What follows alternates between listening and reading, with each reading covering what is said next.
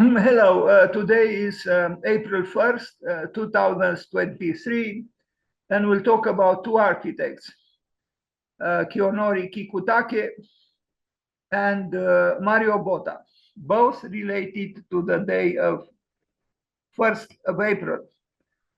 And we'll start with this very important Japanese architect, who was also an important metabolist architect, and a very influential presence in the large group of very important Japanese architects. Why is it that Japan has such a formidable, activity in architecture? And of course, not only in architecture. I think we could ask this question: what makes Japan so immensely, competitive, so to speak? Why is it that this country has the largest number of Pritzker prizes? I mean, there are larger countries than Japan, both in terms of land and population, that do not have the same results in architecture. So what is it about Japan? Unfortunately, I cannot move forward because okay, so Kiyonori Kikutake, April 1st, 1928. So he was born 95 years ago and died in December 2011, was a prominent Japanese architect, known as one of the founders of the Japanese Metabolist group. He was also the tutor and employer of several important Japanese architects, such as Toyo Ito, Shōzō Uchii, and Itsuko Hasegawa. I had the pleasure to participate in a conference by both Toyo Ito and Itsuko Hasegawa. One day I will talk about Itsuko Hasegawa too, because he deserves it. Kiyonori Kikutake was one of the most gifted and influential of the metabolist generation that dominated post-war Japan. His architecture remains as powerful as ever. Somebody wrote this. Here was the man, and he was both an architect, an urbanist, a visionary, an ecologist, and you name it. Learning from Kiyonori Kikutake, agricultural landscape, primitiveness, symbolism. I mean, we can talk a lot about all of them. Agricultural landscape, primitiveness.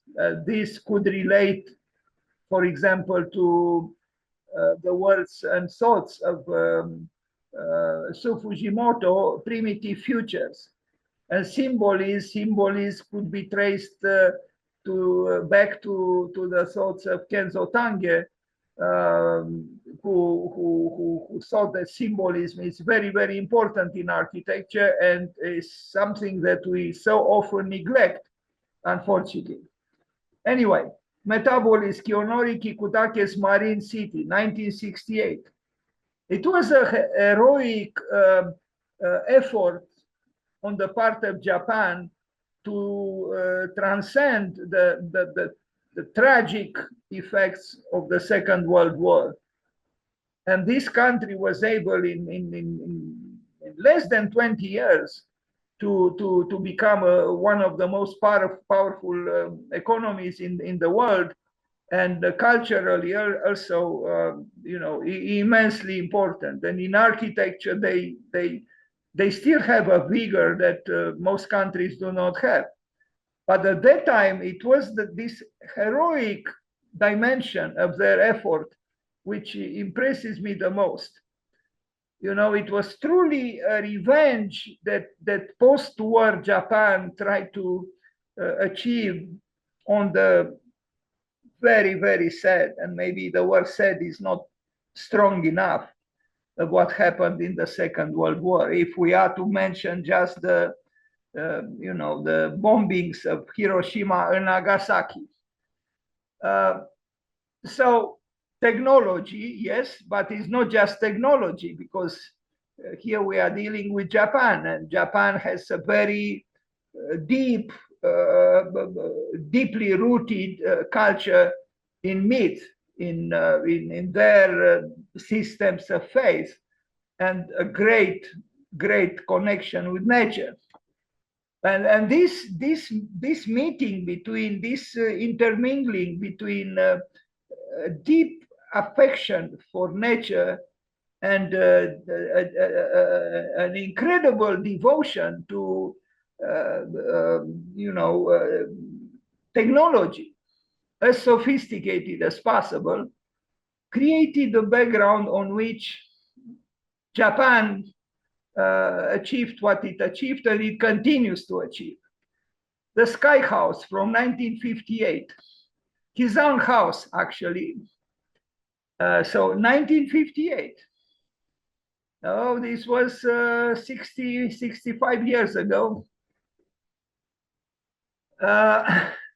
What can we say? It's a house maybe that doesn't impress us incredibly, but when you consider it was built in 1958, and its very name, a sky house, I wonder what Frank Lloyd Wright would have thought about it, because he thought that the house should emerge from the earth and be attached to the earth. And in this case, it's a sky house.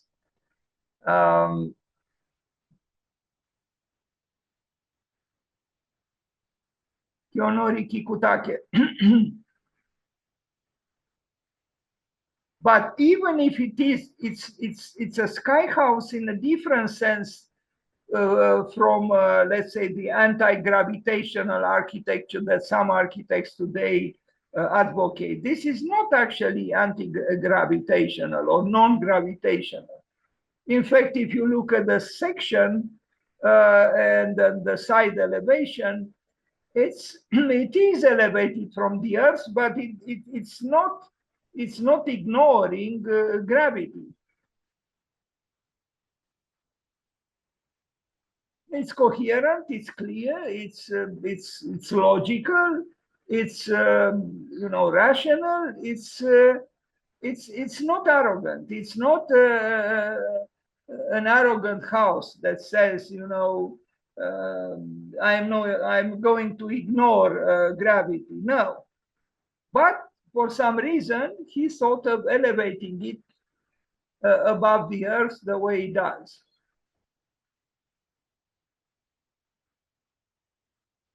You can see his own house because there is a large picture of his Utopian, if we are to call them so, Utopian studies. The Sky House, Kiyonori Kikutake.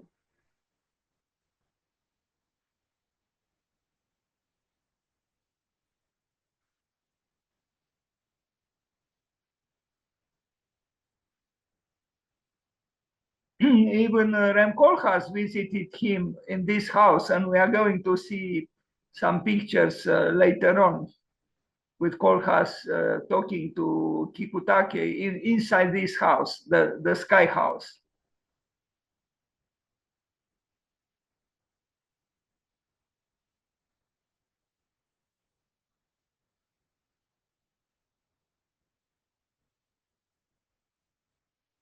From the time of its being built and what this picture depicts, you can see large buildings, continue to be built. So now the house is surrounded by massive constructions.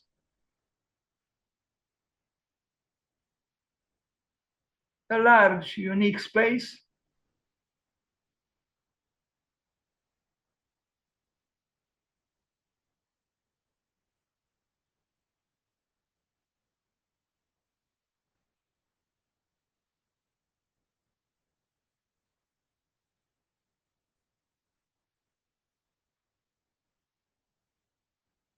And various possible furniture arrangements within that space. Interesting how he placed the bathroom and the kitchen counter at the periphery as distinct minimal units.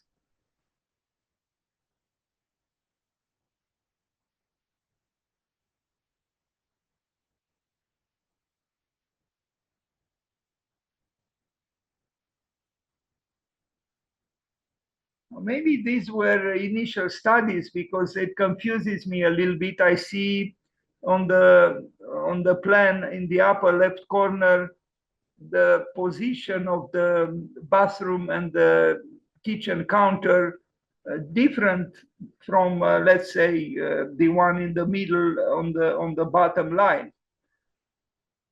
I'm sure he didn't imagine that he would just build them differently depending on his whim.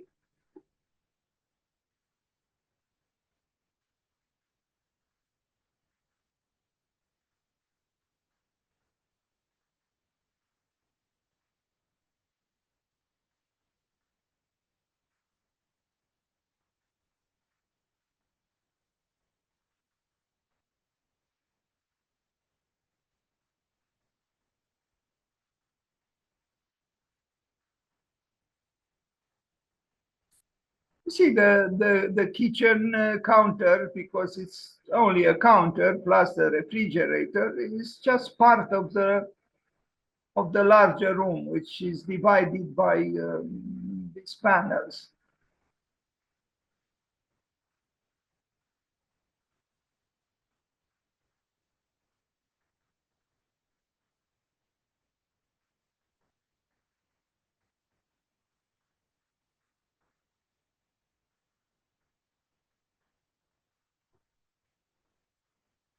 The Sky House.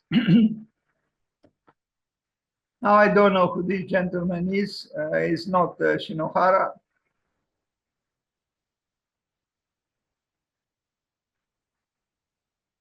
Sorry, not Shinohara, Kikutake. I'm thinking of Shinohara because tomorrow I will talk about him.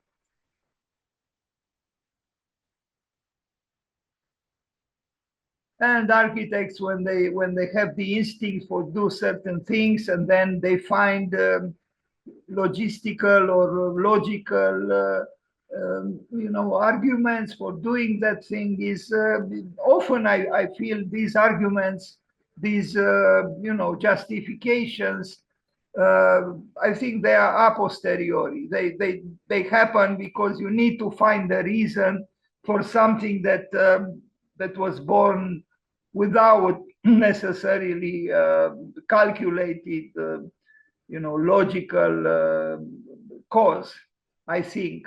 Kohlhaas interviewing Kikutake within his home Sky House. Here they are.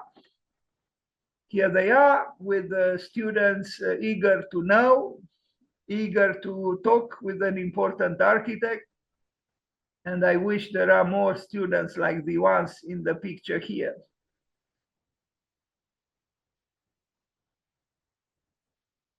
Without great curiosity, you cannot do great architecture. I don't think so.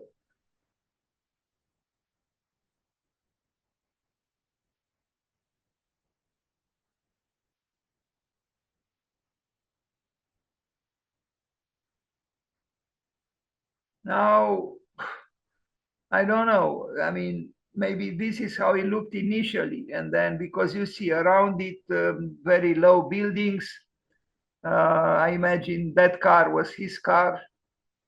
Anyway, you know how it looks now, surrounded by tall apartment buildings. Now a temple ossuary, 1965. A very interesting building, actually, with this concrete covering, uh, maybe oppressive somehow, but considering the function of the building, I think it's a very powerful statement. You have this floating cap, this floating covering of concrete that doesn't reach the earth. I wonder what Kikutake thought of when he did this. It is clearly a meditation on the finality of life, on death.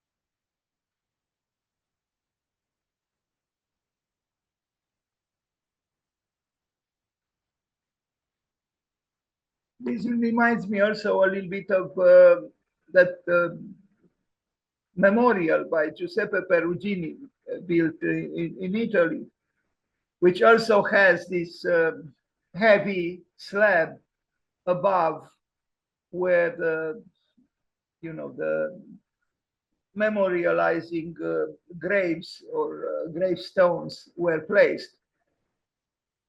Interesting comparison between Perugini and Kikutake.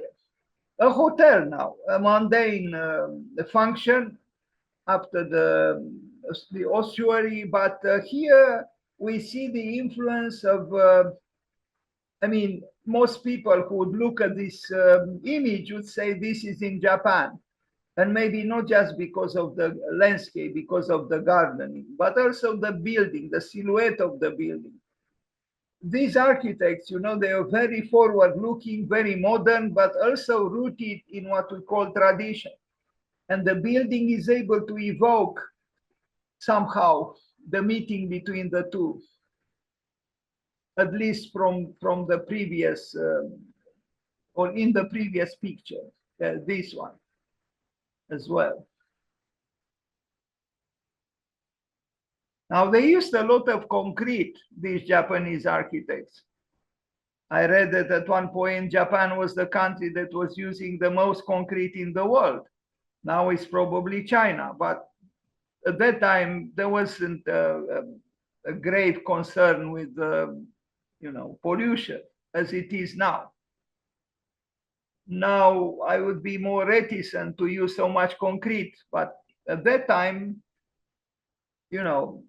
they tried to escape the ashes of the Second World War, and concrete helped. It also helped to evoke the heroic stance of the Japanese people.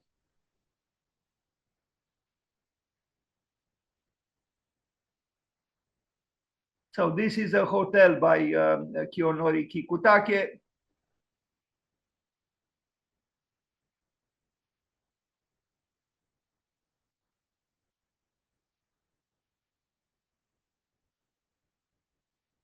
And again, the gardening of the Japanese is so, delicate and subtle and complex and lyrical. It shows the affection that Japan has for nature, a deeply felt affection. Even when they build with a lot of concrete, they never leave the space around the building, a no man's land. They take care of it. Even in the case of Osaka 70, or the Expo of 1970 in Osaka, which was demolished after the Expo, but they created a beautiful park where no square inch was left without the most delicate attention. We see Mount Fuji, and we see the hotel by Kikutake, and we see a tree. Nothing between them except the sky. Pacific Hotel, another hotel.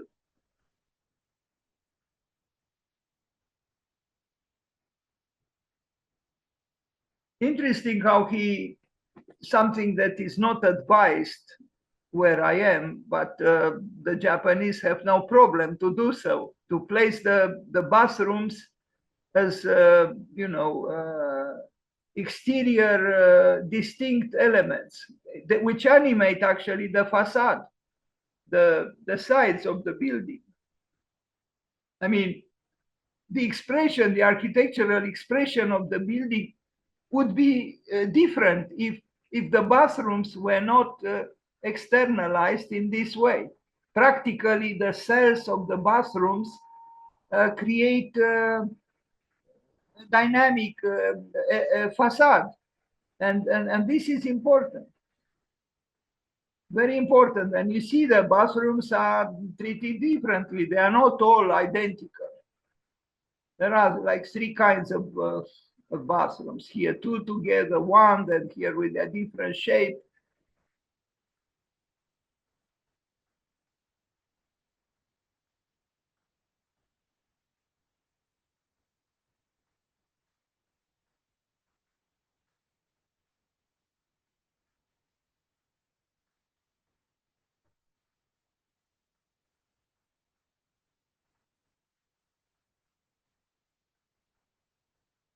This was the future.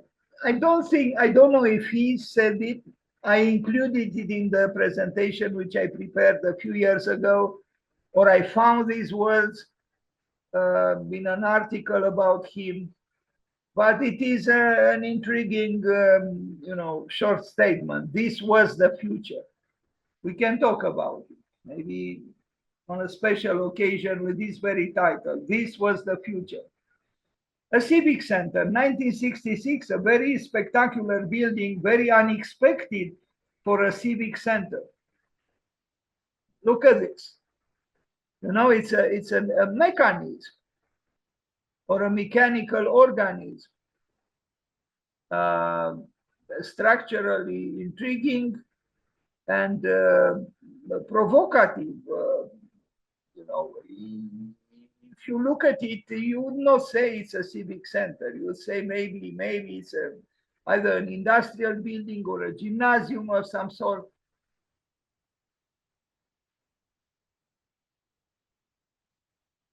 Kiyonori Kikutake.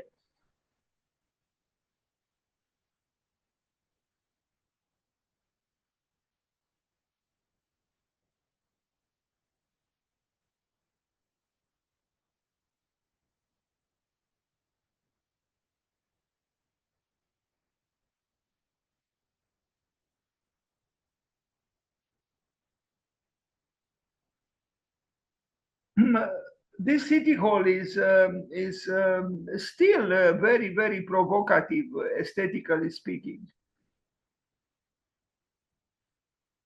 You are tempted to think that it's like an accordion, you know, an harmonica, that you can squeeze those parts that are diagonal,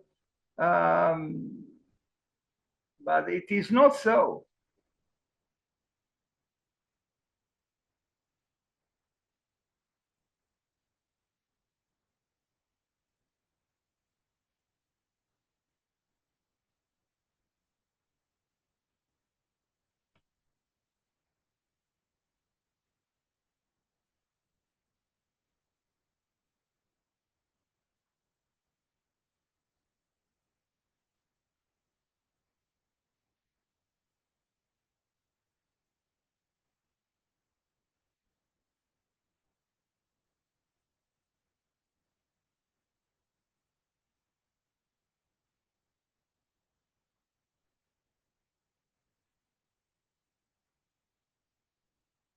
It's clear that the metabolic processes of nature are here reinterpreted architecturally, and it's about the bio in architecture. It's a bioarchitecture, abstracted as it should be.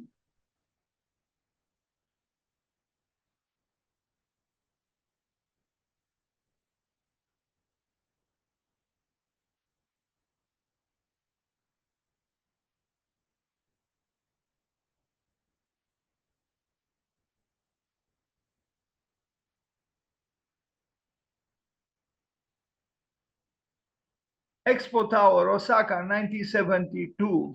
A remarkable tower that he built. But here it says 1972. It should be 1970. He worked together with Kenzo Tange, Narata Isozaki, and other architects, and they created a very spectacular Osaka World Exhibition. Here again, we see technology and geometry and the forces of nature contributing to a certain vision that is associated with what we call metabolism.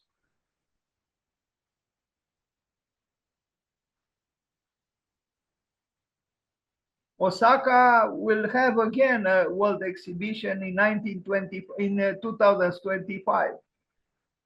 Apparently, they are very good at this sort of thing. They even had one, I forgot exactly in what year, around 1990s, dedicated to gardens. Apparently, a very successful world exhibition as well. This tower is by Kiyonori Kikutake.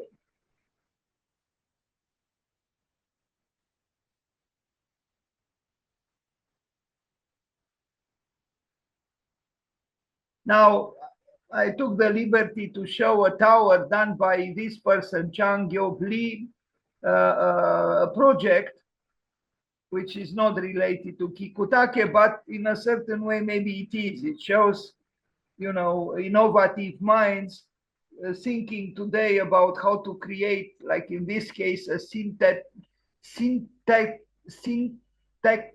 ecology. It's a tower that this, I think, a student in architecture created. The Royal College of Art, this graduate student, Chang Yobli, has developed a concept to transform the BT Tower in London into a pollution harvesting high rise. And here is the, you know, the transformation he thought of. I wonder what Pugin would have said about, you know, having his famous BT Tower transformed into something like this. But the legitimation of this attempt is rooted in the problems we have today. So entitled in this difficult to read composite word, the project predicts the eventual redundancy of the 189-meter tower currently used for telecommunications, and suggests repurposing it as an eco skyscraper that collects airborne dirt particles and helps to reduce the level of respiratory illness in London. I mean, here we arrived, you know, and I find these images very, very provocative. The process would involve extracting the carbon from petrol fumes and using it to produce sustainable biofuel. The project is about a new infrastructure gathering resources from pollutants in the city atmosphere, which could be another valuable commodity in the age of depleting resources, says Chang Yobli. So, you know, visionary projects are still being made, and it's good that it is so. It looks different in many ways from the tower by Kikutake, but somehow I think it expresses our time. Referencing a quote from architect Buckminster Fuller, Lee says, "Pollution is nothing but the resources we are not harvesting. We allow them to disperse because we've been ignorant of their value." He adds, pollution could be another economy. Well, wishful thinking. Anyway, he worked hard for this. It's a diploma project from the architecture program at the Royal College of Art in London, and he was one of the 2 winners of the Shepard Robson Student Prize for Architecture at the Royal Academy of Art Summer Exhibition.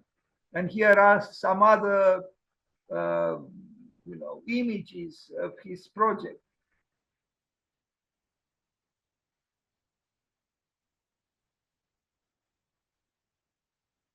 He also doesn't say no to chaos and to you know, entanglements, architectural entanglements.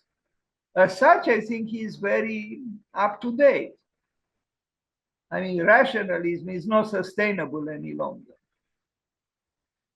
Reason is necessary, but not rationalism in the narrow sense of the word. Between 1968 and 1983, Kikutake produced numerous projects for floating cities with evocative names such as Marine City and Ocean City. In 1975, he finally got to build a real one. Aguapolis was a 10,000 square meter floating city, a crossover between an aircraft carrier and an oil rig. It formed the centerpiece of the Okinawa Ocean Expo. Aguapolis, built by Kikutake in 1975. Here it is.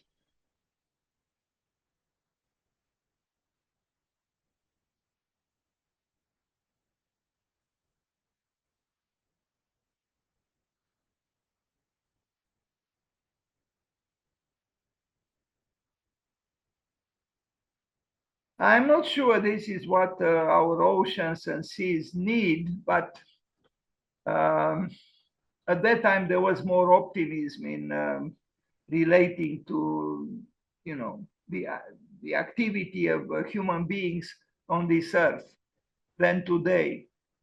Although today there are many projects and some of them built in the same spirit, and we are going to see one a little bit later after this one, built by Diller and Scofidio, inspired, I'm sure, by this project, and also by the a pavilion that Pepsi Cola built in Osaka. Unfortunately, I'm not so sure the idea of building a blur building in Switzerland by Diller and Scofidio was very original. But it looks striking. So this is what Diller and Scofidio did. You saw what Kikutake did, no? Here. And then we see Diller and Scofidio here, you know, in Switzerland on a lake. And but here is a lot to say about this. I just want quickly to show some images of this blur building, which becomes covered with a fog produced by the building. So it's a building which, when it functions properly and completely, so to speak, it disappears behind the fog like this. So it's a building without elevations, practically, when the fog is activated. Diller and Scofidio. It's a complex story behind it. You can find on the web all the details about it if you are interested.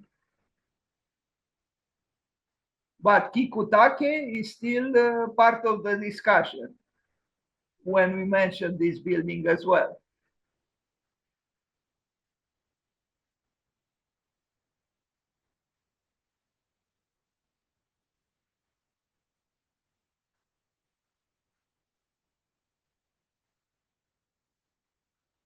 Izumo Shrine.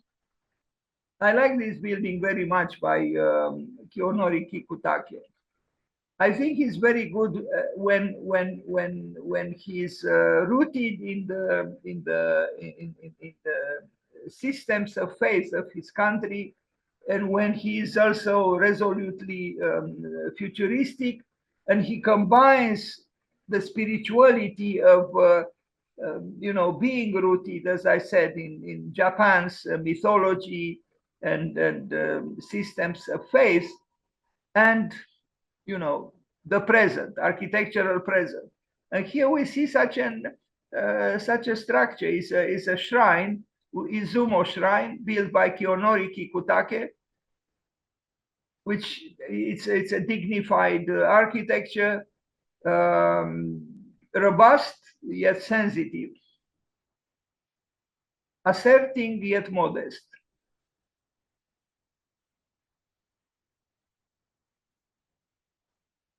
This is what sustains these Japanese architects, even when they are very forward-looking and extremely dedicated to the highest technology. They have the support. They are grounded in that cultural and spiritual past, which they never ignored. And this gives them legitimacy and force. They are grounded. I mean, the building seems to be very different from the one on the right, but maybe in essence it's not so different.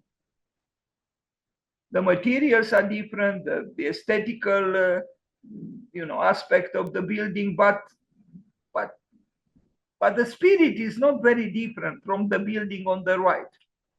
It's part of a complex that serves the same faith.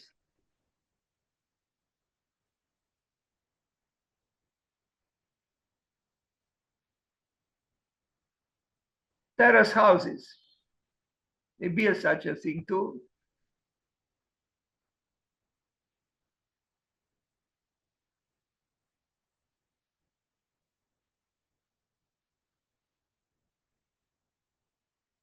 Unfortunately, I don't have a lot of pictures. The name of a housing complex in Mishima and designed by Kiyonori Kikutake. Here is another picture.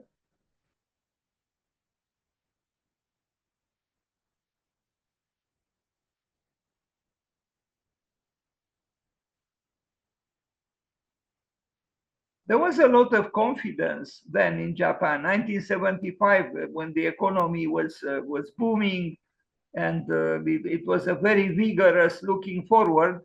So they built anything. They were able to build anything. Urban studies. I only have this image, but we are going to see a few other things a little bit later. You know, studies for urban developments, going high, reaching for the sky, reaching for utopia. Sofitel Tokyo, a hotel from 1994, which, if I understood correctly, was demolished. Very, very sad, because it is an impressive tower, and I cannot accept that it was demolished, but it was. I don't know for what reason. I hope not to create a parking lot.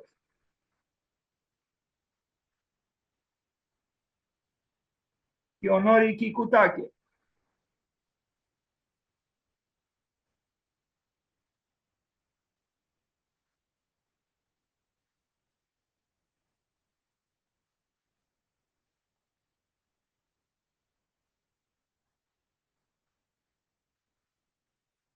I bet these trees, blooming in the spring, agree more with the tower by Kiyonori Kikutake than with some of the buildings, lower buildings around, which were probably left in peace, but the tower by Kiyonori Kikutake was destroyed. This is another tower, but I don't know its function. This seems to be more like a sculptural tower, not an inhabitable tower.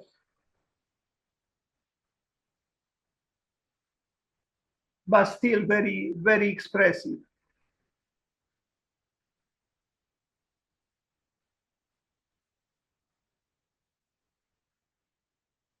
Another hotel.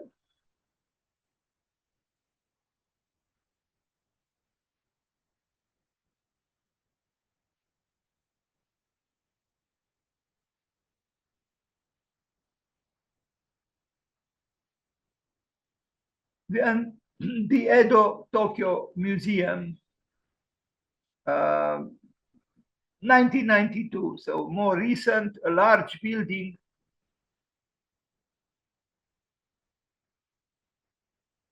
We should not forget that Japan has, very famous earthquakes. But it seems the Japanese are not scared of earthquakes. They are not impressed that they can build the, cantilever part just like the one we look at here.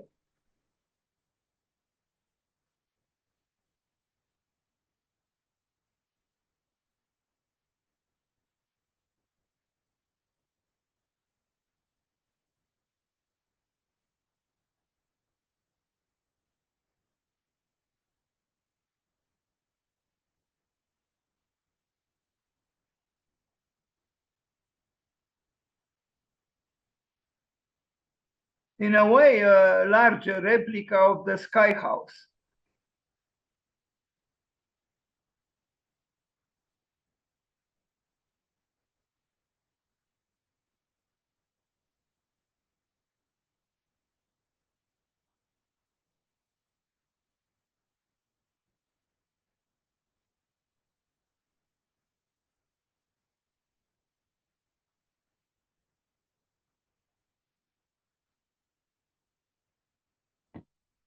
Here it is. Hard to miss it. Edo Tokyo Museum, Kikutake.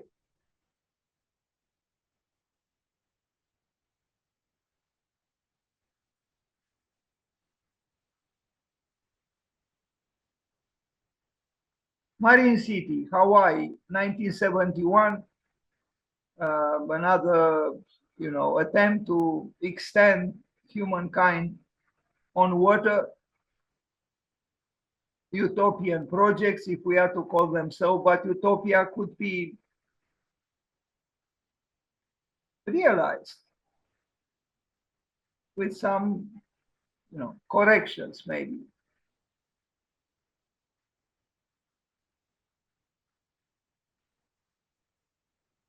And Ecopolis, an early 1990s study, and I think this is the last image of this presentation on Kiyonori Kikutake.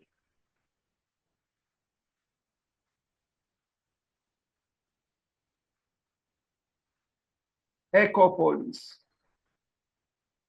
Well, some people could play with the words and and say ego police. But I think he was sincere. I think it is an eco police with a C, not with a G.